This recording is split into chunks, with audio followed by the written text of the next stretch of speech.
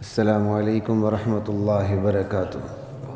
بسم اللہ والحمد للہ والصلاة والسلام علی رسول اللہ، اما بعد، اعوذ باللہ من الشیطان الرجیم، بسم اللہ الرحمن الرحیم۔ الف لام را تلک آیات الکتاب وقرآن مبین، ربما یود الذین کفروا لو کانوا مسلمین، صدق اللہ مولانا العظیم۔ گزشتہ نشست میں سورہ حجر ہی کی ان آیات پہ 1 تا 15 بات ہیں، آج ایک ہی تا 25 تک جائیں گے انشاءاللہ۔ اللہ کا کلام، کلام الملوک ملوک الکلام، بادشاہوں کا کلام، کلام کا بادشاہ ہوا کرتا ہے کلاموں کا۔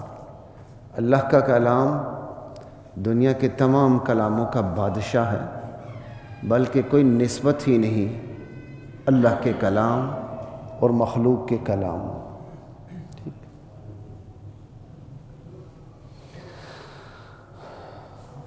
تو ایک ہی آیت کے کئی پہلو ہوتے ہیں۔ میں نے بسا اوقات مختلف صورتوں پہ ایک سے زائد مرتبہ بات کی، لیکن آپ اندازہ کرتے ہوں گے کہ ایک سے زائد مرتبہ بات کرتے ہوئے کئی پہلو آ جاتے ہیں، اور ہر پہلو تو بیان نہیں ہو سکتا۔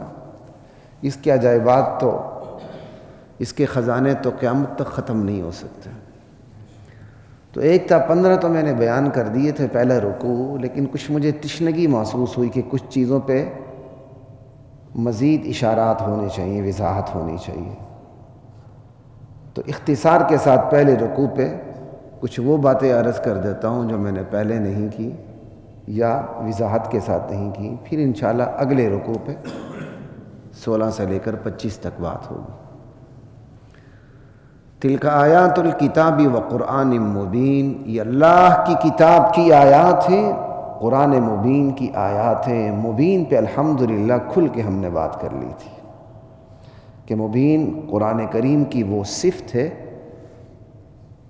جس پر عمل کرنے کا تقاضا اللہ سب سے پہلے اپنے نبیوں سے کرتے ہیں۔ اللہ اکبر، یقین کریں بار بار اس لفظ پہ بولنے کا جی چاہتا۔ ہمارے معاشرے کا المیہ ہے کہ کس قدر تیزی کے ساتھ نت نئے فتنے میدان میں اتر رہے ہیں، اسلام پہ تابڑ توڑ حملے ہو رہے ہیں، اور اگر اسلام کائنات کی آخری صداقت نہ ہوتا تو کب کا مٹ چکا ہوتا۔ لیکن بات تو یہ ہے کہ ان تابڑ توڑ حملوں اور فتنوں کے مقابلے میں کتنی اسلامی قوتیں ہیں جو برسر پیکار ہیں، نہ ہونے کے برابر۔ یہ تو اللہ تعالیٰ اپنی قدرت سے حفاظت فرما رہے ہیں، وگرنہ ہماری جو ایک کوشش و کاوش ہے نا، وہ آٹے میں نمک کے برابر بھی نہیں ہے۔ اگر یہ چیز ہماری کوشش و کاوش پر منحصر ہوتی تو یہ دین کب کا مٹ چکا ہوتا بلا مبالغہ۔ لیکن اللہ نے ہمیں کوشش و کاوش کا پابند کرنے کے ساتھ جد و جہد لازم کرنے کے باوجود خود اعلان کر دیا، انا نحن نزلنا الذکر وانا لہ لحافظون، نازل کرنے والے اس کتاب کو ہم ہیں، حفاظت کرنے والے بھی ہم ہیں۔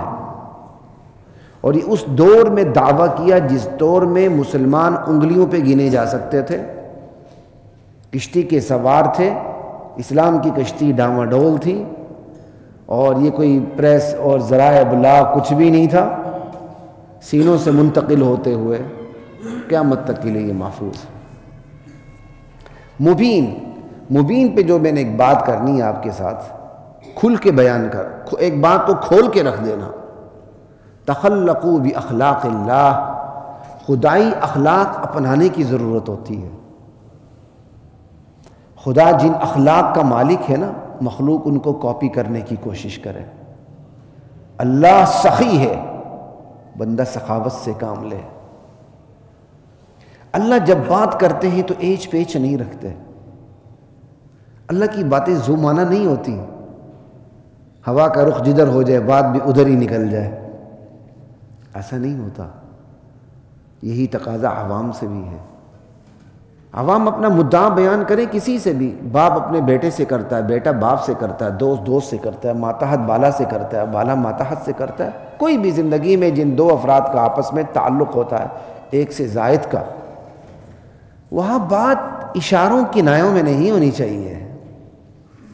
اگلا بندہ انتظار میں ہوتا ہے کہ میں نے تاش کا پتہ پھینکا ہے، اب اگلا بندہ میری مرضی کے مطابق جو میں اس کے منہ سے اگلوانا چاہتا ہوں خود بولے، میں نہ بولوں،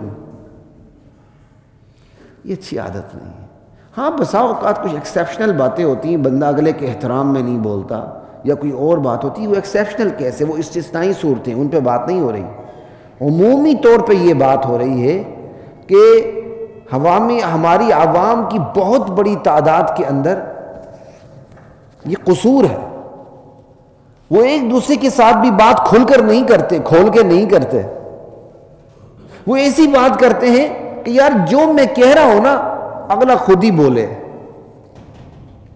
وہ کیا کہتے ہیں پنجابی میں، جو بولے وہی، جڑا بولے وہی بوا کھولے، کنڈا کھولے، مطلب ذمہ داری اس کے اوپر ہی آئے۔ یہ کوئی اچھی چیز نہیں، اس سے باز آ جائے۔ استثنائی صورتوں کی بات نہیں کر رہا۔ آپ نے کسی کو بات کرنی ہے کھول کے کر دو، اگر آپ کی نیت صاف ہے بات ختم ہو گئی۔ اگر نیت میں گڑبڑ ہے تو پھر تو آپ چاہیں گے کہ جو میں بات کر رہا ہوں میں خود نہ کروں، اگلا میری زبان بولے۔ اور یہ چیز میڈیا کے اندر بہت زیادہ ہے۔ اینکر سامنے بیٹھے ہوتے ہیں، ہمیں اس کا تجربہ ہے، ہوسٹ سامنے ہوتا ہے، وہ گیسٹ سے وہ بات نکلوانے کی کوشش کرتے ہیں جو خود ان کے اپنے دماغ میں پھنسی ہوئی ہوتی ہے، وہ بات منہ سے نکلوانے کی کوشش کرتے ہیں۔ اور بسا اوقات خصوصاً اسلامی باتیں ہوں وہاں تو باقاعدہ وہ بیریئر لگا دیتے ہیں، آگے سے کوئی بات کر دیتے ہیں کہ سامنے والا کوئی اسکالر ہے وہ بول ہی نہ سکے، یا بات کوئی موڑ کے کہیں اور لے جاتے ہیں۔ ابھی پچھلے دنوں کسی میڈیا پہ جانا ہوا، اب تو کم جاتا ہوں میں، کراچی کی ایک عدالت نے شوہر کو سزا دی ہے جی، بیوی نے کیس دائر کیا تھا کہ یہ اتنے عرصے تک، پتہ نہیں 3 سال تک کہ کتنے سال تک میرے ساتھ جبر کرتا رہا بیوی نے، اور آپ کے میں حیران ہوں قانون میں یہ بات موجود ہے، جبر نہیں ہو سکتا۔ انا للہ و انا الیہ راجعون۔ انشاءاللہ اس پر مستقل بات ہوگی۔ نکاح کے بعد میاں کو حق حاصل ہو جاتا ہے، اب جبر عورت کی طرف سے ہے کہ جو عورت میاں کا حق ہے وہ اسے پورا ہونے نہیں دیتی۔ نکاح کا الٹیمیٹ ریزلٹ کیا ہوتا ہے کہ میاں کو حق حاصل ہو چکا ہی ہے۔ استثنائی صورتیں جدا ہیں، ہم ان کی بات ہی نہیں کرتے۔ جب عمومی بات ہوتی تو استثنائی صورتوں پہ بات نہیں ہو رہی ہوتی ہے۔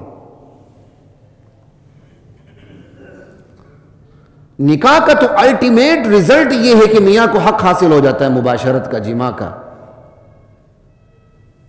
اب عورت اس حق سے روک رہی ہے جس کی وجہ سے ساری رات اس پر اللہ کے فرشتے لعنت بھیجتے رہتے ہیں۔ اور ہماری مملکت میں کیس ہوتا ہے، سیشن جج صاحب کراچی کے کوئی ہیں، 3 سال قید کی سزا دی ہے اس نے شوہر کو۔ تو خیر بات کہنے کی یہ تھی کہ جب میں اس موضوع پہ بولا، مجھے جب کہا بولیں تو میں نے کہا دیکھیں، ایک واقعے کو لے کر بات کرنا اور اس پر تنقید کر کے پیچھے ہٹ جانا، میرا خیال یہ کوئی گہرائی والی بات نہیں ہے۔ بات تو یہ دیکھی جائے بات پہنچ کہاں رہی ہے، نکل کہاں سے رہی، جا کہاں رہی ہے۔ میں نے کہا اس کی جڑوں میں LGBT ہے، LGBT لیسبین، گے، ٹرانسجینڈر اینڈ بائیسیکچول، یہ سوچ کار فرما ہے۔ اگر اس کا آپ ترجمہ کر لیں اردو میں، عالمی تنظیم برائے ترقی و تحفظ زنا، ہم جنس پرستی، لواطت، بدکاری، اگر LGBT کا سلیس اردو میں ترجمہ کریں، عالمی تنظیم برائے ترقی و تحفظ زنا، ہم جس پرستی، لواطت، بدکاری، میں نے کہا اس کو LGBT کی روشنی میں دیکھنے کی ضرورت ہے۔ اس بے شرم قاضی کو شرم نہیں آئی؟ میں نے کہا اس کی روٹس پہ جانے کی ضرورت۔ تو کہنے کے بعد یہ جو فیمیل اینکر بیٹھے تھی، اینکر دو تھے، اس نے کہا یہ بات کہاں جا رہی ہے؟ اس سے بات موڑنے کی کوشش کی۔ میں کہا اگر آپ نے مجھے بلایا مجھے بات کرنے دیں، اگر آپ نے مجھے بلایا تو پھر مجھے بات کرنے دیں آرام سے۔ پھر میں نے بات موڑنے نہیں دی اس کو۔ الحمدللہ اللہ نے ہمیشہ ہمیں باری رکھا ہے، وہاں ہمیں نہیں اپنے دین کو باری رکھا ہے۔ وہ ہماری لک ہے کہ اللہ اپنے دین کے لیے ہمیں قبول کرتے ہیں۔ ہماری حیثیت کیا ہے؟ بات کو روک دیتے ہیں یا بات منہ سے اگلوانے کی کوشش کرتے ہیں اپنی مرضی کی، ہم نہ کہیں۔ مبین قرآن کریم کی وہ صفت ہے جو تقاضا کرتی ہے کہ بندے آپس میں بات کریں تو یار کوئی چیز چھپا کے نہ رکھیں، کھول کے بات کریں۔ یہ نہ ہو کہ آپ انتظار میں ہوں، میں انتظار میں ہوں کہ میرے دل میں جو کچھ ہے وہ آپ اپنی زبان سے نکالیں۔ جڑا بولے ہوئی کنڈا کھولے، چلو بوا کھولے پھر بھی ٹھیک ہے۔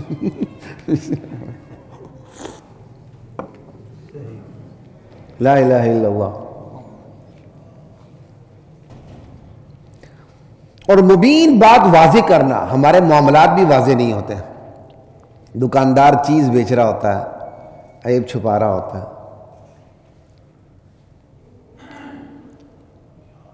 ایک آدمی اپنی گاڑی بیچ رہا ہوتا ہے، یار کیا جانا ہے آپ لوگوں نے شو روم پہ، مجھ سے ہی گھر پہ گاڑی خریدو، آج کل تو سوشل میڈیا کے دور ہے، وہ بھی چھپا رہا ہوتا ہے۔ لوگ پرندے بیچ رہے ہوتے ہیں، وہ بھی چھپا رہے ہوتے ہیں۔ بہت زیادہ پرندے انفرٹائل ہوتے ہیں، وہ اس پرندے کے نیچے کسی اور کے انڈے رکھ دیتے ہیں، کہتے ہیں یہ تو فرٹائل ہے، انفرٹائل نہیں ہے، بیچ دیتے ہیں چند ٹکوں کی خاطر۔ ہر بندہ میرے سمیت سوچ لے، کئی دفعہ وہ اپنی یوز چیز بیچ دیتا ہے، اس کے اندر کوئی خرابی ہوتی ہے جو صرف اسے پتہ ہوتی ہے، دوسرے کو پتہ وہ نہیں بتاتا۔ قرآن کریم کی یہ صفت مبین تقاضا کرتی ہے کہ جو بھی بات ہو وہ کیا ہو، کھل کھلا کے ہو، کھل کھلا کے ہو۔ کھل کھلا کے تو میں نے خیر ویسے ہی کہہ دیا۔ تو یہ مبین پہ اتنی بات کافی، آگے جاتے ہیں۔ ربما یود الذین کفروا، ایک وقت آئے گا اسی قرآن مبین کے انکار کرنے والے تمنا کریں گے کہ کاش وہ سرنڈر ہو چکے ہوتے، مسلمان ہوتے۔ ٹھیک، اب آپ دیکھیں، ایک طرف قرآن مبین ہے جس کی بات کھلی ہوئی ہے، واضح ہے، کوئی فلسفیانہ موشگافیاں نہیں ہیں، اور دوسری طرف اسی کا انکار ہے۔ وجہ بھائی کھلی ہوئی بات جو حقیقت کے قریب نہیں ہوتی، عین حقیقت ہے، اس کو تو ماننا بھی سب سے سہل ہوتا ہے، کیوں نہیں مانتے؟ ہٹ دھرمی، انانیت، اپنی خود ساختہ ایگو، اپنے خود ساختہ قوانین، خود ساختہ انسانی آئین، خود ساختہ رسوم و رواج، کسٹمز، یہ وہ چیزیں ہوتی ہیں، اور انسانی کلچر، انسانی ثقافت، انسانی تہذیب، انسانی تمدن، انسانی رواج جس معاشرے میں رہتا ہے اس کا کلچر، یہ ساری چیزیں مل جاتی ہیں تو وہ پھر حقیقت کا انکار کرتا ہے، کہتا نہیں۔ اب چھوٹی سی بات اگر ماں آپ کو اس لیول پہ لا کے سمجھاؤں، ساڑھے ماں پیو غلط سن، یار یہ کوئی دلیل ہے ساڑھے ماں پیو غلط سن؟ لا الہ الا اللہ۔ موسیٰ علیہ السلام کے خلاف برگیختہ کرنے کے لیے فرعون نے پوچھا، قال فما بال القرون الاولی، اچھا بتاؤ جو لوگ گزر چکے ہیں ان کا کیا بنے گا؟ اب جو گزر چکے ہیں اس میں چھوٹی چھوٹی شخصیات تو نہیں ہوتی، سماج کی قداور شخصیات ہوتی ہیں جنہیں معاشرہ جانتا پہچانتا ہے۔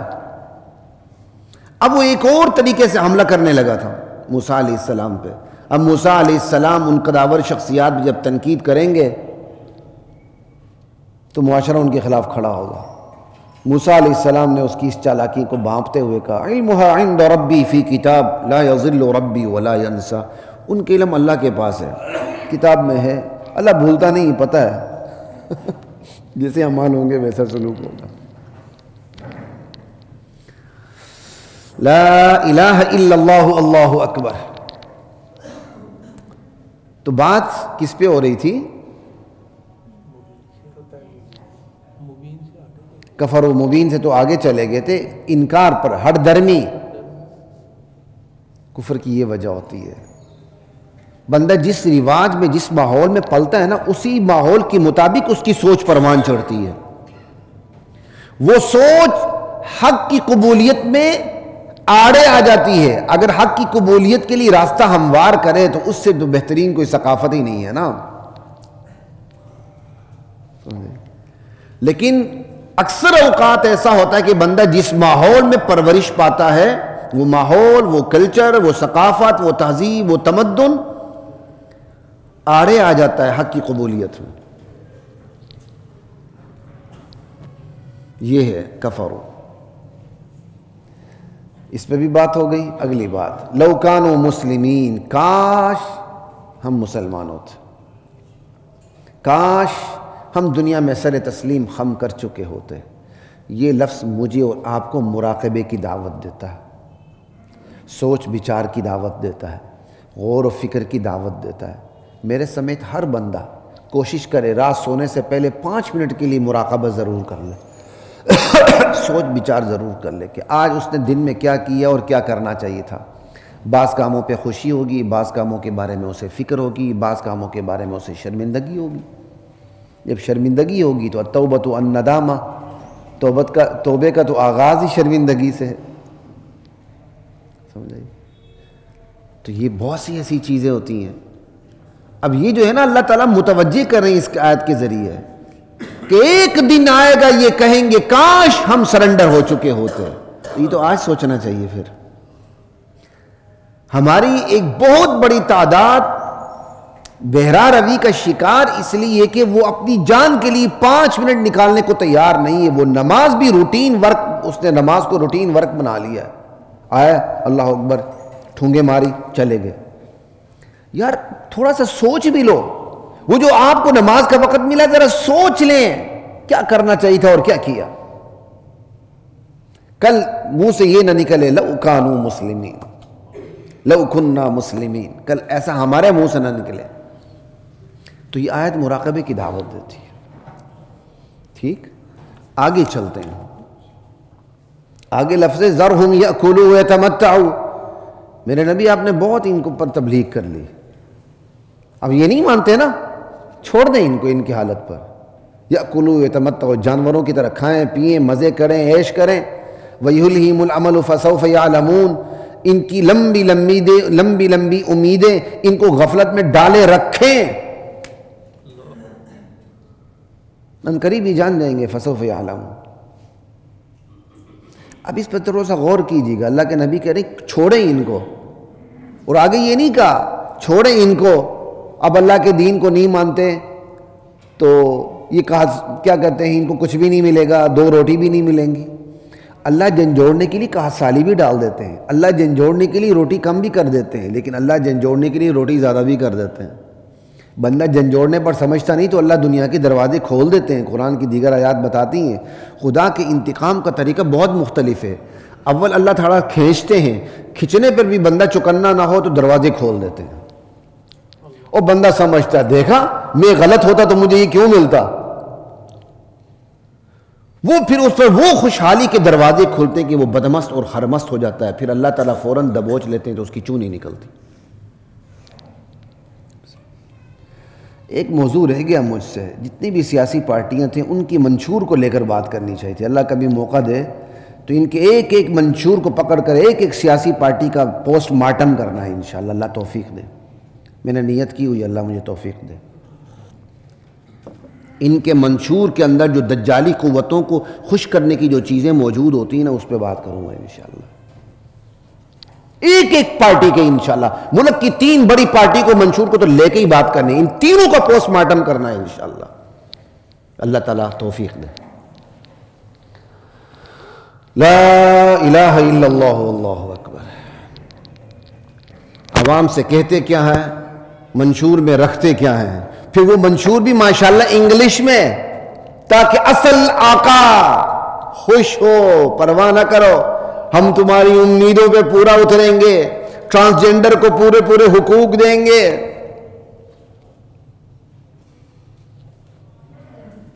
لا الہ الا اللہ واللہ اکبر. تو خیر میں جس پر بات کرنے آ رہا تھا وہ یہ ہے، آپ یہاں آیت پہ غور کریں. جب وہ نہیں سمجھے نا تو اللہ کے نبی، اللہ کہتے ہیں اپنے نبی سے، میرے نبی چھوڑ دیں، کھائیں پیئیں مزے کریں، عیاشیاں بدمست رہیں. تو کھائیں گے پیئیں گے بدمست کب ہوں گے؟ جب ان کے پاس اسباب ہوں گے، وسائل ہوں گے، ذرائع ہوں گے. قرآن ان کے وسائل، ان کے ذرائع، ان کے اسباب کو اسباب جہنم بتا رہا ہے. اس سے پتہ چلا نرے وسائل، نرے ذرائع یہ ترقی کی علامت نہیں ہے. آج آپ کئی بڑے بڑے نام نہاد دانشوروں کو دیکھ لیں جو کوئی نشہ کیے بغیر نہیں بیٹھتے. کئی نشہ جب تک نہ کریں، ایک آدھ تو وہ جب تک شراب نہ پئیں ان کے منہ سے بات نہیں نکلتی. بڈھے دانشوروں نے جوان لڑکی سامنے بٹھائی ہوتی ہے، ٹائم اچھے طریقے سے پاس ہوتا ہے نا، پھر بندہ شرح صدر ہوتا ہے، کھل کے بات کرتا ہے. شرح صدر تب ہوتا ہے ان کو. پھر آنکھیں بھر جاتی ہیں تو 3-4 مہینے بعد وہ لڑکی بدل جاتی، کوئی اور آ جاتی. غور کریں آپ. وہ دنیا کی ترقی کو، دنیا کے وسائل اور ذرائع کو معیار بنا کے پیش کرتے ہیں. دیکھیں دوسری قومیں آگے نکل گئیں، یہ ایجادات کیے، یہ کیا، وسائل اور ذرائع. مقاصد زندگی پہ بات کرنے کو وہ تیار ہی نہیں. کیوں؟ ان کے پاس جھولی میں کچھ ہے ہی نہیں، تو مقاصد زندگی پہ بات کیا کرے. اصل چیز مقاصد زندگی ہے. مقاصد زندگی ہوتے ہوئے آپ کو اسباب ملیں، وسائل ملیں، ذرائع ملیں، دولت ملیں، سونے پہ سہاگا نہ ملیں تو کوئی پرواہ نہیں. مقاصد زندگی کو فراموش کر کے جو دولت ملتی ہے وہ جہنم کا سبب ہے، جو ترقی ملتی ہے وہ جہنم کا سبب ہے، جو سائنسی آپ کو معراج ملتی وہ بھی جہنم کا سبب ہے. مقاصد زندگی کو نظر انداز کرتے ہوئے کتنے لوگ ہیں جو مقاصد زندگی پہ بات کرتے ہیں. اور انہی وسائل ذرائع پہ بات کرنے کا نتیجہ کیا ہے کہ آج ہمارے ہر پڑے گود میں آنے والے بچے کو فکر پڑی ہوتی کہ میں 2 + 2 4 پیسے کیسے اکٹھے کروں. ہر ایک کو یہی فکر پڑی ہوئی. آپ کے سارے یوٹیوبر سوشل میڈیا کے اوپر جو بیٹھے ہوئے ایکٹیوسٹ وہ کیا سکھا رہے ہیں؟ وہ سکھاتے ہیں کہ 2 منٹ میں $2، 3 منٹ میں $3، 4 منٹ میں $4، یہی سکھاتے ہیں. اور تو وہ کچھ سکھاتے ہی نہیں ہیں. وہ ترقی کا مدار انہی چیزوں کو بتاتے ہیں. جبکہ مقاصد زندگی کو بھلا دیا جائے، یہ چیزیں اس طرح غفلت میں ڈالتی ہیں کہ بندے کو ہوش تب آتی جب اسرائیل علیہ السلام کا نمائندہ پہنچ چکا ہوتا ہے اور اس وقت توبے کا کوئی فائدہ نہیں ہوتا. لا الہ الا اللہ. اللہ میری اور آپ کی حفاظت فرمائے. تو اس آیت کے تحت اتنی ہی بات کافی کہ وسائل اور ذرائع میں، محض وسائل اور ذرائع میں ترقی، مقاصد کو نظر انداز کرتے ہوئے، یہ تو کافر قوموں کا شیوا ہے، مسلمانوں کا شیوا نہیں ہے. اسی سے پتہ چلتا ہے کہ مسلمانوں اور کافروں کی ترقی کے پیمانے جدا جدا ہیں. وہ جب زیادہ نافرمان ہوتے ہیں تو اللہ دروازے کھول دیتے ہیں ان پہ، اور جب بندہ زیادہ فرما بردار ہوتا ہے تو اللہ تعالیٰ تھوڑا سا اس کو کھینچتا ہے، ذرا امتحان لیتا ہے. وہ اس امتحان پر پورا اترتا ہے تو اللہ دھیرے دھیرے اس کے لیے پھر برکتوں کے دروازے کھولتے ہیں. ہر چیز کے دروازے نہیں کھولتے بلکہ برکتوں کے. یہ فرق ہے. یہی کہا فَلَمَّا نَسُوا مَا ذُكِّرُوا بِهِ فَتَحْنَا عَلَيْهِمْ أَبْوَابَ كُلِّ شَيْءٍ. قومیں جب نصیحت کو بلا بیٹھی تو ہم نے ہر چیز کے دروازے کھول دیے. برکت نہیں کہا، ہر چیز کے. اور دوسری طرف کیا کہا؟ وَلَوْ أَنَّهُمْ آمَنُوا وَاتَّقَوْا لَفَتَحْنَا عَلَيْهِمْ بَرَكَاتٍ مِّنَ السَّمَاءِ. اگر یہ قومیں ایمان لے آتی، پرہیزگار بن جاتی، تقویدار بن جاتی، تو ہم ان پر آسمان سے برکتوں کے دروازے کھول دیتے. ہر چیز کے دروازے کھولنے اور برکتوں کے دروازے کھولنے میں زمین آسمان کا فرق ہے. تو ہر چیز کا دروازہ کھل جانا یہ کافروں کی ترقی ہے، اور برکتوں کا دروازہ کھل جانا یہ مسلمانوں کی ترقی ہے. دونوں کی ترقیاں جدا جدا ہیں، پیمانے بھی جدا جدا ہیں. آگے ایک اور لفظ میں بات کروں گا جملے پہ، آگے ہے وَقَالُوا يَا أَيُّهَا الَّذِي نُزِّلَ عَلَيْهِ الذِّكْرُ إِنَّكَ لَمَجْنُونَ. تانا دے کے کہتے تھے اے وہ شخص جس کا دعویٰ ہے کہ مجھ پر اوپر سے قرآن اترتا ہے، یہ نصیحت نامہ اترتا ہے، کتنے طنز سے کہتے تھے کہ تو بڑا دیوانہ ہے. إِنَّكَ لَمَجْنُونَ. ایمانداری سے بتائیے، کہتے ہیں نا حق بات کو حق طریقے سے حق نیت سے کرنی چاہیے. تو حق بات کو حق طریقے سے حق نیت سے اللہ کے نبی سے بہتر کوئی کر سکتا؟ پھر بھی رد عمل کیا نکل رہا ہے؟ منفی نکل رہا ہے، مثبت منفی. اب یہ کہنا حق بات کو حق طریقے سے حق نیت سے کی جائے، اثر ضرور ہوتا ہے، اگر اثر نہیں ہوتا تو کہنے والا دیکھیں وہ غلطی پر ہے. انا للہ و انا الیہ راجعون. اس حد تک تو اس جملے کی تعویل کی جا سکتی ہے کہ استاد شاگرد کو سمجھا رہا ہے یار تیری بات کا اثر نہیں ہو رہا، تو اپنے گریبان میں جھانک. اس حد تک تو اس کی تعویل درست ہے. لیکن یہ کہنا کہ اگر تم نے بات کی اور درمیان سے کوئی رد عمل ہوا تو اس کا مطلب معاشرہ غلط نہیں تم غلط ہو، یہ دنیا کا سب سے بڑا جھوٹ ہے، اور دعوت کو ببانگ دہل بیان کرنے میں رکاوٹ ہے. یہ اللہ کے نبی سے بڑھ کر کس نے حق بات کو حق طریقے سے حق نیت سے بیان کیا ہوگا؟ لیکن اکثریت نے جھٹلایا، اکثریت نے جھٹلایا. اکثریت نے مجنون کہا، شاعر کہا، ساحر کہا، دیوانہ کہا، کاہن کہا. ماننے والے تھوڑے تھے، انکار کرنے والے زیادہ تھے. آج بھی حق کو ماننے والے تھوڑے ہیں اور انکار کرنے والے زیادہ ہیں. اس لیے غیر مشروط طور پہ ایسی باتیں کر دینا کہ حق بات کو حق طریقے سے حق نیت سے کریں، اثر ضرور ہوتا ہے ورنہ تمہاری ہی غلطی ہے، بالکل غلط بات ہے.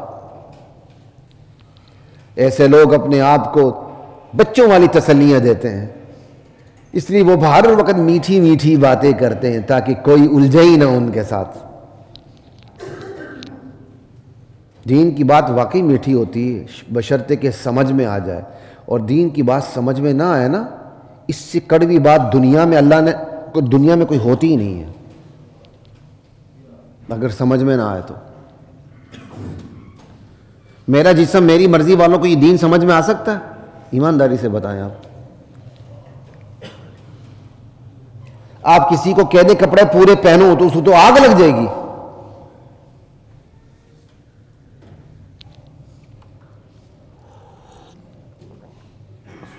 اسی مال روڈ پہ چند دن پہلے وہ فٹ پاتی صحافی ہوتے ہیں نا، مائک پکڑ کے خام مخواہ یوٹیوبر سے ہوتے ہیں ایسے ہی اپنے وہ. تو میں کچھ گھر کا سودا لے کے آ رہا تھا تو ایک نے شاید مجھے پہچان لیا اور پکڑ لیا، نہیں جی 2 منٹ. میں نے کہا یار میرے مہمان بھی آئے ہیں. سر 2 منٹ. میں نے کہا اچھا. وہ جیسے ہی کھڑے ہوئے تو خاتون سامنے ہو گئی. میری خاتون پہ نظر نہیں پڑی تھی شاید، وہ سوال کرنے کے لیے آگے ہو گئی.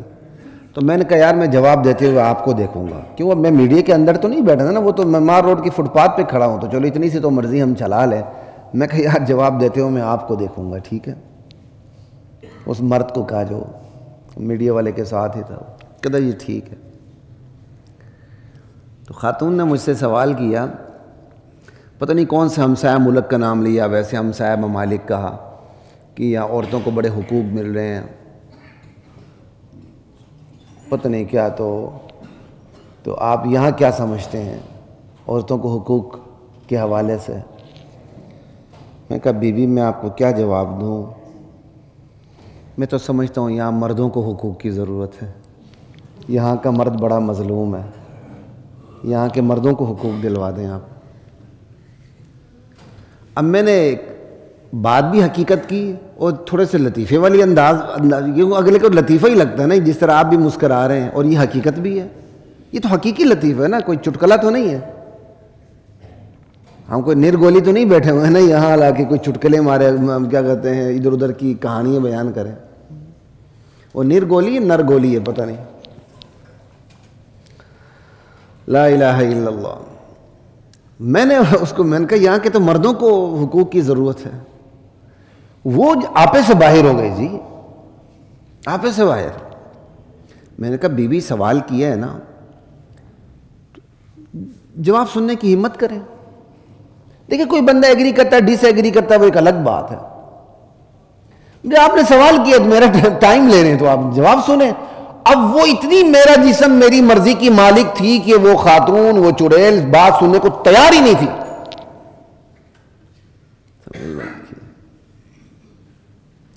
میں کہا بھائی سیدھی سی مثال ہے, آپ کسی گھر کو دیکھ لو, الا ماشاءاللہ میں ہر گھر کی بات نہیں کرتا, کسی گھر کو دیکھ لو, اس گھر میں پکتا کیا ہے, اس گھر میں بچوں کے رشتے کہاں ہوتے ہیں, میاں کو پاکٹ منی کتنی دینی ہے, کس گھر کے کس رشتہ دار کے ساتھ تعلق رکھنا ہے, کن رشتہ داروں کے ساتھ تعلق نہیں رکھنا, کہاں آنا ہے کہاں جانا ہے, کہاں نہیں آنا کہاں نہیں جانا, یہ سارے کام کس کے ہاتھ میں ہیں؟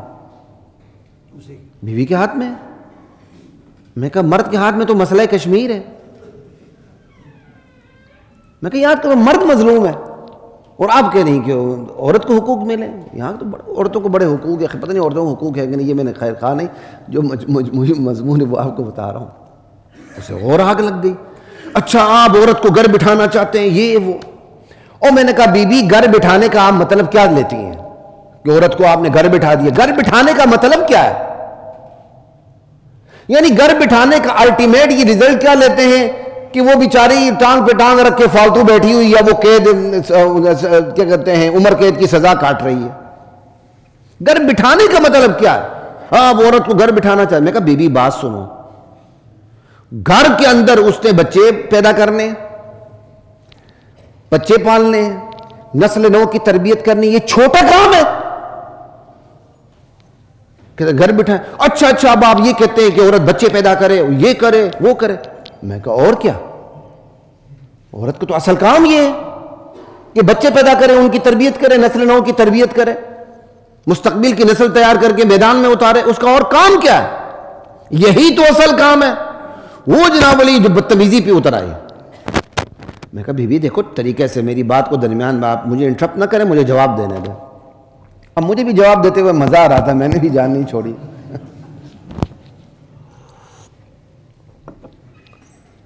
تو کیا کہاں تک بات پہنچی تھی جو میں اس کے ساتھ بات کی تھی, ذہن سے ہی نکل گئی. ہاں اس پہ میں نے کہا دیکھیں بی بی بات سنیں, وہی کام گھر پہ کرے تو اس کے حقوق پہ ڈاکہ پڑ رہا ہے, او مطلب تھوڑی بہت کمی بیشی میرے مضمون میں ہو سکتی ہے. میں کہا وہی کام گھر میں باہر کرے, کوئی اعتراض نہیں, اچھی بات ہے, یہ اس کے حقوق ہے. میں کہا دیکھیں بی بی بات سنیں, ایک آپ رات اس ٹائم یہاں مائک پکڑ کے کھڑی ہیں, ایک وہ عورت جو اپنے گھر کے اندر کام کو سنبھال رہی ہے, آپ سے وہ عورت 1000 درجے بہتر ہے. سمجھ آئی بات کی؟ جو گھر کے کام کو اس نے سنبھالا ہوا ہے, اوئے ہوئے ہوئے ہوئے, جو اس کو آگ لگی, اس نے بدتمیزی کی, پتہ نہیں اس نے مجھے کیا کہا, پتہ نہیں جاہل کہا, پتہ نہیں کیا کہا, ایسے ایسے کیے. بچہ میرے ساتھ تھا, گروسری میرے ہاتھوں میں تھی. میں کہا یہ تو عورت نما مرد ہے, تو مرد سے تو مقابلہ جائز ہوتا ہے نا, پھر ہاتھا پائی ہو سکتی ہے. وہ تو خالی میں نے ایکشن ہی کرنا تھا, ڈرانا تھا اس کو. میں نے بچے کے ہاتھ میں کہا تیری ہے ایسی کی تیسی. پھر وہ منظر سے غائب, بھاگی. وہ مرد آ کے مجھے ہاتھ جوڑے میرے سامنے. اچھا جب میں بات کر رہا تھا مردوں کے حقوق کے, تو مرد تو واقعی مظلوم ہے نا, پیچھے کے مجھے ایسے ایسے کرتا ہے, خدا کی قسم. یہاں کا مرد اتنا مظلوم ہے, جب اس کو بولے نا تو اس کی دل میں ٹھنڈ پڑ جاتی ہے. وہ کہتا ہے یار میری اندر کی باتیں ہو رہی ہیں جو میں نہیں کر سکتا ہوں, یہ ایک بیوقوف سا مولوی صاحب بیٹھا ہوا ہے یہ کر دیتا. تو اس کے اندر ٹھنڈ پڑ رہی ہوتی ہے, وہ مجھے ایسے کرے, ایسے میں بات کرتا جا رہا ہوں وہ ایسے کرے. اور میں کہا بتاؤ یار یہ بدتمیز جو تم نے کیا یہاں کھڑی کی ہے, میری باتیں غلط ہیں؟ نہیں بالکل, جی بالکل یہ غلط ہے, یہ غلط ہے, آپ صحیح. کیونکہ وہ تو ایسے سے میری تصدیق کر رہا تھا پیچھے مڑ کے. میں نے کہا اس کو بدتمیزی کرنے کا کس نے حق دیا ہے؟ میں کہا بھی اس کو کوئی اس کا سامنے نہیں ہوا. میں کو مائک ہاتھ میں لے کر اپنے آپ کو صحافی کہہ رہی، میں تو خود میڈیا کا اینکر رہا ہوں، اس سے بڑا صحافی تو میں ہوں۔ بس یہاں کے میاں کے اندر اتنی ہی جرأت ہے کہ وہ عورت کے پیچھے ہو کے ایسے ایسے کرتا ہے بس، اور بیچارہ بڑا مظلوم ہے، خدا کی قسم۔ دنیا دار تو دنیا دار، یہاں کی دیندار عورت بھی اپنے میاں کو جینے نہیں دیتی، الا ماشاء اللہ، کیونکہ وہی چراسین خربوزے کو دیکھ کر رنگ پکڑتا ہے، کم و بیش الا ماشاء اللہ تقریباً ہر عورت میں کے اندر سرایت کر چکے ہیں۔ کیوں؟ وہی عورت ہے، وہی بچی ہے، ماں کی گود سے نکلتی ہے تو سیدھے درسگاہوں میں جاتی ہے، تو درسگاہوں میں میرا جسم میری مرضی والوں کی بھی بچے ہیں، اور اسی درسگاہوں میں میرے اور آپ کے بھی بچے ہیں، اثرات قبول کرتے ہیں۔ اس لیے میں یہاں کے تاجر طبقے کو کہتا ہوں، خدا کے لیے کچھ تجارت کا رخ ادھر بھی موڑیں۔ پہلے ہم کسی دور میں کہا کرتے تھے کہ تعلیم برائے فروخت نہیں ہونی چاہیے، لیکن اب ہم اس دور میں داخل ہو چکے ہیں جب تعلیم برائے فروخت ہے تو یہاں کے پیسے والوں کو اپنے پیسوں کا رخ ذرا بزنس کے اس طرف بھی موڑنا چاہیے، اس نیت کے ساتھ وہ ایسے کالج قائم کریں جہاں صرف لڑکیاں پڑھیں اور استاد بھی صرف استانیاں ہوں، مرد نہ ہو، ایسے سکول بنائیں جہاں اسلامک انوائرمنٹ ہو، اسلامی ماحول ہو، اس اسلامی ماحول میں آپ جو مرضی پڑھائیں ان کو۔ یہاں کے تاجروں سے میری اپیل ہے کہ وہ یہ کام ضرور کریں، انشاءاللہ یہ تجارت اور تجارت سے بڑھ کر عبادت ہوگی انشاءاللہ۔ کیوں؟ یہ نسل نو کو بچانے والی بات ہے۔ لا الہ الا اللہ واللہ اکبر۔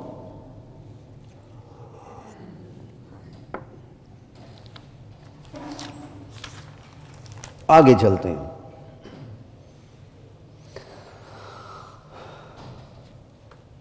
جب نبی علیہ السلام نے اتنے دکھ سے اتنے درد دل سے امت کو دعوت دی، امت نے جب آگے سے الزامات لگایا سارا کچھ، تو جو سچے دل کا داعی ہوتا ہے نا، پھر اس کا دل دکھتا ہے۔ تو نبی علیہ السلام سے بڑھ کر سچا کون ہوگا؟ رؤوف الرحیم کون ہوگا؟ امت پہ شفیق کون ہوگا؟ حریص علیکم، قرآن کہتا ہے وہ تم پہ حریص ہے، تمہاری ہمدردی چاہتا ہے وہ نبی۔ آپ اسی ہمدردی کو اگر سامنا کرنا پڑے ایسے رد عمل کا تو دل پہ تو گزرتی ہے۔ نبی تو آخر انسان ہے، اور انسان انسانی نفسیات سے باہر نہیں ہوتا، بشری تقاضے اس کے ساتھ بھی لگے ہوتے ہیں۔ اسے بھی تسلی کی ضرورت ہوتی ہے کہ اس کے لیے تسلی آسمان سے بھی اترے اور اس کے لیے تسلی زمین میں بھی موجود ہو۔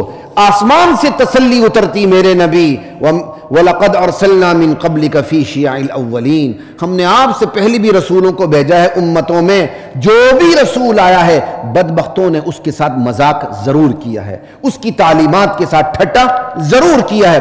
آپ برداشت کریں، انشاءاللہ آپ کے لیے اجر ہے۔ کتنی بڑی تسلی، اور تسلی دینے والے کون ہیں؟ اللہ۔ اور زمین کی سطح پر اللہ نے اپنے نبی کے لیے تسلی دینے والا سب سے بڑی جو شخصیت تھی وہ کون سی تھی؟ ابو بکر صدیق رضی اللہ تعالی عنہ۔ اور گھرانے کے اندر سب سے پہلے تسلی دینے والی شخصیت کون سے تھی؟ اما خدیجہ رضی اللہ تعالی عنہ۔ جب آپ پر وحی اتری، آپ پریشان ہوئے، گھر پہ آئے، جو آپ کی حالت بنی، کیا کہتے ہیں، آپ کو تسلی دینے والی کون تھی؟ کیا اس تسلی سے نبی کو تسلی نہیں ملی؟ ابو بکر کے ساتھ دینے سے تسلی حضور کو کیا نہیں ملی؟ اس تسلی کی ضرورت آج بھی انبیاء کے ورثاء کو ہے۔ اللہ کی طرف سے تو تسلی تو ہمیں موجود ہے، ہم دین کی بات کریں، آگے ہم پر کوئی الزام لگائے یا ہماری عزت پہ کیا کہتے ہیں حملہ کرے، یا ہماری جان پہ حملہ کرے، یا ہمارے مال کے بارے میں کوئی بات کرے، تو کوئی فرق نہیں پڑتا، کیونکہ یہ تسلیاں جو نبی کے لیے ہیں، یہ تسلیاں میرے اور آپ کے لیے بھی ہیں۔ ایک میں اپنا ذاتی تجربہ آپ کو بیان کرتا ہوں۔ کبھی کبھی آپ چاہیں نا کہ اللہ کی نعمت کا شکریہ ادا کریں، سورۃ ضحیٰ ضرور پڑھا کریں، لیکن آپ کو اس کے ایک ایک جملے کا ترجمہ ہے، خدا کی قسم آپ حیران ہو جائیں گے، دل پالش ہو جائے گا آپ کا۔ وَالضُّحَىٰ وَاللَّيْلِ إِذَا سَجَىٰ مَا وَدَّعَكَ رَبُّكَ وَمَا قَلَىٰ وَلَلْآخِرَةُ خَيْرٌ لَكَ مِنَ الْأُولَىٰ۔ ضحیٰ کی قسم ہے، اور کیا کہتے ہیں صبح کی قسم جب وہ صبح روشن ہوتی ہے، اور کیا کہتے ہیں تاریک رات کی قسم، وَالضُّحَىٰ وَاللَّيْلِ إِذَا سَجَىٰ مَا وَدَّعَكَ رَبُّكَ وَمَا قَلَىٰ۔ تیرے پروردگار نے تجھے چھوڑا نہیں، وہ تجھ سے ناراض بھی نہیں۔ وَلَلْآخِرَةُ خَيْرٌ لَكَ مِنَ الْأُولَىٰ، آپ کے آنے والا ہر لمحہ جانے والے ہر لمحے سے بہتر ہی ہوگا اور ہے۔ وَلَسَوْفَ يُعْطِيكَ رَبُّكَ فَتَرْضَىٰ، اللہ آپ کو وہ کچھ دے رہا ہے، وہ کچھ دے گا جس سے آپ راضی ہو جائیں گے۔ وَلَسَوْفَ يُعْطِيكَ رَبُّكَ فَتَرْضَىٰ أَلَمْ يَجِدْكَ يَتِيمًا فَآوَىٰ، کیا میں نے آپ کو یتیم نہیں پایا، ٹھکانہ دیا۔ وَوَجَدَكَ ضَالًّا فَهَدَىٰ، ناواقف راہ حیران نہیں پایا، راہ سمجھا دی۔ وَوَجَدَكَ عَائِلًا فَأَغْنَىٰ، آپ کو میں نے تنگ دست نہیں پایا، ہم نے آپ کو تنگ دست پایا، غنی کر دیا۔ وَوَجَدَكَ عَائِلًا فَأَغْنَىٰ فَأَمَّا الْيَتِيمَ فَلَا تَقْهَرْ وَأَمَّا السَّائِلَ فَلَا تَنْهَرْ وَأَمَّا بِنِعْمَةِ رَبِّكَ فَحَدِّثْ، یتیم سے بدسلوکی نہیں کرنی ہے، اس پر ظلم نہیں کرنا اور مانگنے والے کو ڈانٹنا نہیں ہے، اور اللہ کی نعمتوں کو بیان کرنا ہے جو اللہ تم پہ نچھاور کر رہا ہے۔ ایک ایک آیت کو پڑھیں، آپ کو صاف لگے گا یہ آیت تو آپ کے بارے میں ہے۔ کل آپ کے پاس کتنا مال تھا، آج کتنا ہے۔ کل آپ کتنے پریشان تھے، آج کیا ہے۔ کل آپ کی حالت کیا تھی، آج کی حالت کیا ہے۔ پڑھیں ایک ایک آیت پہ، آپ کو مزہ نہ آئے تو کہہ دینا، آپ کی انزائٹی، آپ کا ڈپریشن ہے دور بھاگے گا انشاءاللہ۔ وہ پڑھیں یہ سورۃ ضحیٰ، نماز میں پڑھا کریں، ایک ایک جملے پہ رکیں۔ وَالضُّحَىٰ وَاللَّيْلِ إِذَا سَجَىٰ مَا وَدَّعَكَ رَبُّكَ وَمَا قَلَىٰ، ایک ایک آیت کو اپنے اوپر فٹ کرتے چلے جائیں کہ یہ آیتیں تو مجھ پر بھی فٹ ہو رہی ہیں، کل میں کیا تھا، آج میں کہاں ہوں۔ لا الہ الا اللہ واللہ اکبر۔ خیر بات کہاں سے کہاں چلی گئی، تسلی کی بندے کو ضرورت ہوتی ہے، کس کی؟ تو سورۃ ضحیٰ پڑھ کے بھی اپنے خود کو تسلی دیا کریں۔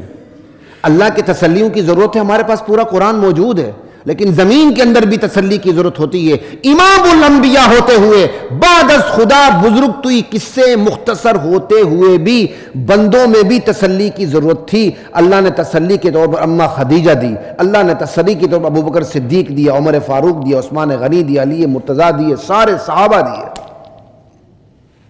لا الہ الا اللہ۔ یہی تسلی کی ضرورت امت کے اندر دعوت کا کام کرنے والے ہر فرد کو ہوتی ہے، اور پھر علماء تو انبیاء کے وارث ہیں، سب زیادہ ان کو تسلی کی ضرورت ہوتی ہے۔ یہ دین کا کام کریں اور آپ قریب بھی نہ بنیں، قریب بھی نہ پھٹکیں، ان کی پشتبانی نہ کریں، ان کے قول و عمل کے ساتھ آپ کھڑے نہ ہوں شانہ بشانہ، یہ تو پھر وہ صحابہ والا تو ایمان ہے ہی نہیں ہے نا، وہ تو پس جائیں گے۔ جب پسیں گے تو ان کی اپنی غلطی اپنی جگہ، اگر وہ سرنڈر ہو گئے آپ بھی بچیں گے نہیں۔ اللہ کہیں گے میرا دین بیان کر رہا تھا میرا بندہ، میرے نبی کا وارث تھا میرا بندہ، تم اس کے ساتھ کھڑے کیوں نہیں ہوئے؟ اللہ نہیں پوچھیں گے، ضرور پوچھیں گے۔ یہ آیت بتاتی ہے تسلی نبی کو چاہیے تو امتی کو تو اس سے زیادہ چاہیے ہوتی ہے۔ یہ پورا قرآن نبی کے لیے تسلیوں سے بھرا ہوا ہے۔ جہاں نبی پر الزامات کی بارش ہوتی ہے، جہاں نبی دعوت دیتے دیتے تھکنے لگتا ہے اور قوم کے سلوک پہ حیران پریشان ہوتا ہے، اوپر سے تسلی سے تسلی، تسلی پہ تسلی ہوتا رہی ہے۔ یہ دین اتنا عظیم ہے، اس کے لیے کام کرنے والے بشرط کہ وہ صحیح کام کر رہے ہوں، آپ ان کی تسلی کا سامان بنے، یہ بھی بہت بڑی عبادت ہے۔ اور یہاں تسلی کی بجائے تنقید کی ایک بازار گرم ہوتا ہے۔ لا الہ الا اللہ۔ آگے چلتے ہیں۔ کذالک نسلکہ فی قلوب المجرمین، اللہ کہتے ہیں پہلی امتیں بھی مذاق کرتی آئی ہیں دین کے ساتھ، دینی حقیقت کے ساتھ، مجرمین کے دلوں میں ہم یہ استہزاء ڈال دیتے ہیں۔ کیا مطلب ہے؟ یہ ایک بہت بڑے ضابطے کی طرف اللہ تعالیٰ اشارہ فرما رہے ہیں۔ نیکی نیکی کو کھینچتی ہے نا، بیماری بیماری کو کھینچتی ہے، گناہ گناہ کو کھینچتا ہے، یاد رکھیں۔ چھوٹا گناہ اس سے بڑے گناہ کو کھینچتا ہے، یہ گناہ اس کو کھینچتا ہے، یہ گناہ اس کو کھینچتا ہے، پھر گناہ چلتے چلتے چلتے چلتے گناہ کا وہ لیول آ جاتا ہے کہ اللہ اس دل پہ سٹیمپ لگا دیتے ہیں اور سیدھے جہنم میں پہنچا دیتے ہیں۔ یہ ہے یہ صورتحال فوراً نہیں ہوتی کہ ادھر سے حق آیا ادھر سے انکار ہو گیا فوراً جہنم تیار ڈال دیا جائے، نہ. جب بندہ مہلت عدل سے فائدہ نہیں اٹھاتا تو جس طرح نیکی نیکی کو کھینچتی گناہ گناہ کو کھینچتا ہے. اس لیے چھوٹے گناہ کو چھوٹا نہ سمجھیں، وہ چھوٹا گناہ بڑے گناہ تک پہنچا دیتا ہے. اسی طرح چھوٹی نیکی کو چھوٹا نہ سمجھیں. آپ سے اللہ کے راستے میں 1 روپے سے زیادہ نکلتا ہی نہیں، کوئی بات نہیں، آپ 1 روپے اللہ کے راستے میں دے دیں، وہ 1 روپے 100 روپے تک پہنچا دیں گے، وہ 100 1000 تک پہنچا دیں گے، 1000 لاکھ تک پہنچا دیں گے. ہم نے ایسے بندوں کو بھی دیکھا ہے جن کو خود حاجت ہوتی ہے پیسوں کی، لیکن وہ اللہ کے راستے میں دے رہے ہوتے ہیں. میرا اپنا مشاہدہ ہوتا ہے، میں کئی سطح ان ساتھیوں سے میں اظہار نہیں کرتا، لیکن آبزرویشن بھی اپنی کوئی چیز ہوتی ہے. بندہ مشاہدہ کر رہا ہوتا ہے کہ ایک بندے کو اس وقت خود پیسوں کی ضرورت ہے لیکن وہ اللہ کے دین پہ انفاق کر رہا ہوتا ہے. بتائیں اللہ اس کو کتنا اجر دے گا. اللہ ہمیں پیروی کرنے کی توفیق عطا فرمائے. آگے اللہ تعالیٰ کہتے ہیں وَلَقَدْ جَعَلْنَا فِي السَّمَاءِ بُرُوجًا، ارے ہم نے آسمان میں ستارے بنائے. وَزَيَّنَّاهَا لِلنَّاظِرِينَ، ہم نے آسمان کو ان ستاروں سے دیکھنے والوں کے لیے زینت دی. آسمان کو ہم نے سجا دیا. ہم نے آسمان کو کھنڈرات نہیں بنا دی ہے. اللہ نے کائنات بنائی ہے نا تو کائنات کو جمال دیا ہے، کائنات کو حسن دیا ہے. ریت کے ذرے سے لے کر آسمان کے کہکشاؤں تک کائنات میں ایک ربط ہے. اب اس پہ مزید کیا بات کروں، ہم بھی کوئی عمارت بناتے ہیں نا تو وہ عمارت کے اندر بھی کوئی ربط ہونا چاہیے. 1400 سال پہلے کی اگر آپ مثال دیتے ہیں نا تو خود بھی 1400 سال پہلے والی عمارت میں آ جائیں. عرف کا لحاظ الگ چیز ہے اور معیشت ایک الگ چیز ہے. اپنی استطاعت اور عرف کے مطابق سب سے بہترین عمارت آپ کی مساجد کی ہونی چاہیے. آپ کا گھر اتنا بہتر نہ ہو جتنی حالت آپ کے مسجد کی ہو. 1400 سال پہلے مسجد نبی کی مثال نہ دیں، کیونکہ 1400 سال پہلے مسجد نبی کے وقت جو گھر تھے ان کی حالت کیا تھی، وہ گھروندے تھے. نبی علیہ السلام سجدہ کرتے تھے تو اماں عائشہ کا پاؤں پیچھے کرتے تھے، آگے کرتے تھے اس طرح. یعنی اتنے چھوٹے کمرے، اس حساب سے مسجد نبی بڑی بہترین تھی. جب فراوانی ہوتی گئی تو پھر مسجد نبی بھی ایکسٹینڈ ہوتی چلی گئی. آپ کے سامنے ہے، اس کے اندر ایکسٹینشن ہوتے ہوتے ہوتے آج کہاں پہنچی ہوئی ہے. بہت بڑے ادارے ہوتے ہیں، چھوٹی سی کونے پہ 2 مرلے کی مسجد ہوتی ہے. بڑے سی بڑی سوسائٹی میں چلے جائیں، جو گھسا پٹا پلاٹ، کونے کھدرے والا پلاٹ، جس کا کوئی کونا کوئی کل سیدھی نہیں ہوتی، مسجد وہاں بناتے ہیں. انا للہ و انا الیہ راجعون. حالانکہ کسی بھی سوسائٹی میں مسجد وہاں ہونی چاہیے جہاں اس پوری سوسائٹی کو یکساں فاصلہ لگے، ہر طرف سے وہ یکساں ہو. لیکن آپ کسی گیٹڈ سوسائٹی میں چلے جائیں، کونے کھدرے میں لگی ہوتی ہے مسجد. اللہ کے گھر کے ساتھ یہ سلوک ہو رہا ہوتا ہے.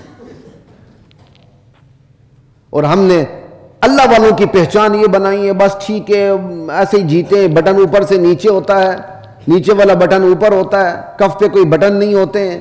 اگر یہاں بغیر کف کے ہوں تو یہاں تک آ رہے ہوتے ہیں. فقیروں کی طرح بڑا اللہ والا. بھائی یہ ایسے ہی اللہ والا تو آپ کاپی کریں نا اس کو، یہ اللہ والا. بڑی عجیب بات ہے، آپ کاپی کیوں نہیں کرتے؟ آپ اپنے بچوں کو ایسا کیوں نہیں بناتے یہ بڑا اللہ والا ہے؟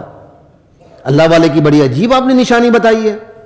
جس کو پیشاب پخانے کی کوئی تمیز نہ ہو، منہ سے اس کی رال بہ رہی ہو، آپ کے گھر ختم پڑنے چلے جائے تو 4 کیلے مالٹے اس کے ہاتھ میں ہوں. یہ اللہ والے ہوتے ہیں. خدا کا خوف کریں. یہ دین فطرت ہے. اس دین کی اتنی پامالی نہ کریں اس کی حرمت کی کہ خدا کا عذاب آ جائے. اللہ میری اور آپ کی حفاظت فرمائے. کائنات میں حسن ہے، کائنات میں ربط ہے. ہم جو چیز عمارت بناتے ہیں اس کے اندر بھی حسن ہونا چاہیے، ربط ہونے چاہیے. بھلے وہ مسجد ہو، بھلے وہ میرا گھر ہو. ہاں اپنی استطاعت کے مطابق ہو، چادر سے زیادہ پاؤں نہ پھیلائیں، لیکن سب سے بہترین تو میری مسجد ہونی چاہیے. میری مسجد کی دیواریں آپس میں باتیں کریں. میری مسجد کی اگر 3-4 منزلیں ہیں تو وہ 3-4 منزلیں آپس میں ہم کلام و باتیں کریں. یہ جمالیاتی ذوق چھوٹا ذوق نہیں ہوتا. اگر 10 کنال میں اگر 4 بلڈنگیں کھڑی ہیں، وہ بلڈنگ ایسی ہونی چاہیے کہ وہ ایک دوسرے کو پیٹ نہ دکھائیں. ابھی کہیں نقشہ بنا ہوا تھا کسی دینی ادارے کا، تو میں نے وہاں دیکھا کہ ایک عمارت پیٹ کر کے کھڑی تھی. تو میں نے وہ فون کیا جس نے بنایا تھا، میں کہا یار یہاں اس کا ایک پورشن پیٹ کر کے کھڑا ہے، اس کو سیدھا کرو آپ کی مہربانی. عمارتیں ایسی ہونی چاہیے وہ آپس میں ہم کلام ہو، بولیں، پتہ چلے. بہن بھائی لگے. یہ تو بیوقوفی ہوتی ہے. اب الٹی چال چلیں. اللہ نے کائنات بنائی، حالانکہ اللہ کی کائنات کی حیثیت کے اللہ کے سامنے مچھر کے پر کے برابر بھی نہیں، اس کے باوجود اللہ تعالیٰ کہتے ہیں میں نے ڈنگی بے ڈنگی نہیں بنائی، اتنی حسین کائنات بنائی، اتنا حسین آسمان بنایا، میں نے ستارے بنائے، برج بنائے، اور شمس و قمر کے سیاروں کی پھر میں نے منزلیں بنائی. لا الہ الا اللہ واللہ اکبر. اور پھر میں نے آسمانوں کی حفاظت شیطان مردود سے کی. الا من استرق السمع فاتبعہ شہاب مبین. اب شیطان اوپر نہیں جا سکتے. ہاں کوئی چوری چھپے گن سن لینے کی کوشش کرے، شعلہ انگارہ اس کے پیچھے جاتا ہے، وہ جل کے مر جاتا ہے یا بچ جاتا ہے. کوئی تھوڑی بہت گن سن لینے کی کوشش کرتا ہے. اس کی میں آپ کو حدیث سے بتا دوں.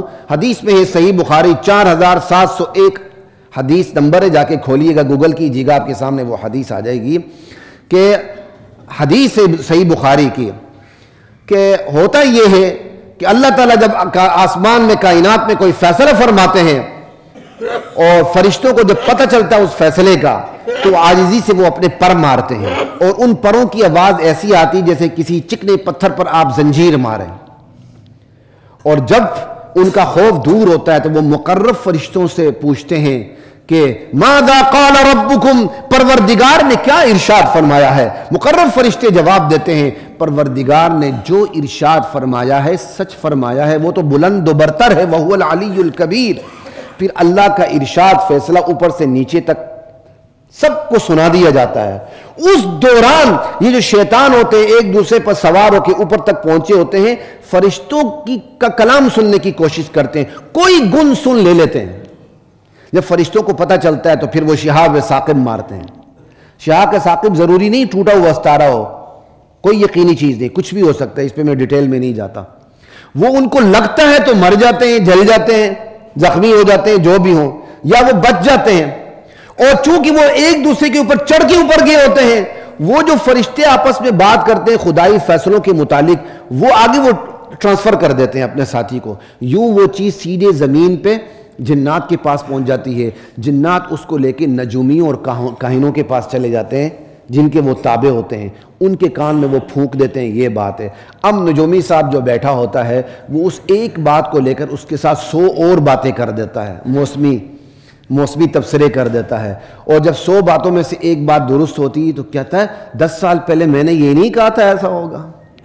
یہ میں نے ساری ڈیٹیل اس لیے آپ کو بتائی صحیح بخاری کی روشنی میں تاکہ آپ کا عقیدہ خراب نہ ہو، اپنے عقیدے کی حفاظت کریں. ٹائم نہیں، انشاءاللہ باقی باتیں ہوتی رہیں گی. وآخر دعوانا الحمدللہ رب العالمین. وَلَقَدْ أَنزَلْنَا